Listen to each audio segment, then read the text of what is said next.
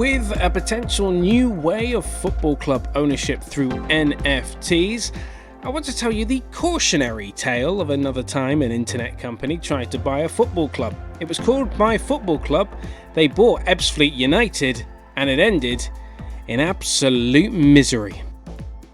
Let's go back in time to February of 2008. The fans community website MyFootballClub purchased a controlling interest in non-league club Ebbsfleet United. The site at the time had over 27,000 members when they took over the Stonebridge Road outfit, but that figure since dwindled to around 1,000. That was back in 2013.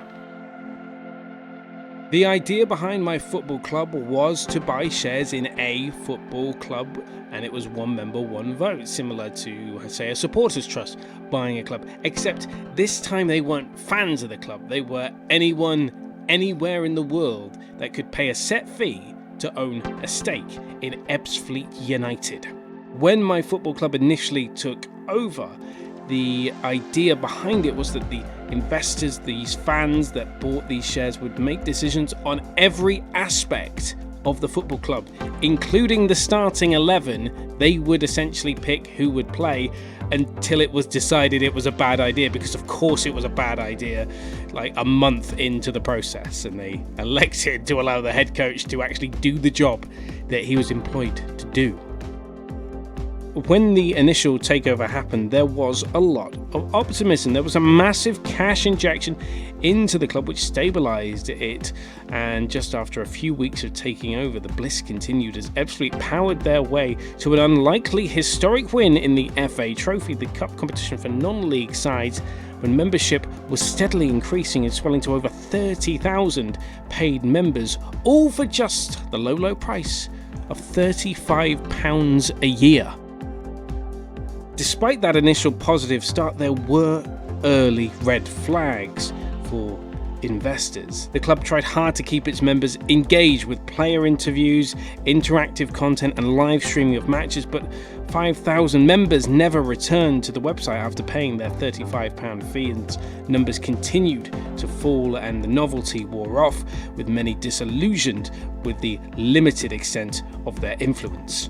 But ahead of the 2012-2013 season, there were just 1,300 members left, and the club was rapidly losing money. And according to its then manager, who won the FA Trophy with the club, Liam Dyche, he said, and I quote, "It just wasn't sustainable. In the end, I had a budget of like £4,500 to £5,000 a week to run a team in the Conference National that was full of ex-league sides, and it just sort of fell apart really. Because they still owned the club, we were probably in a poorer position than we were before because there was no real influx of money.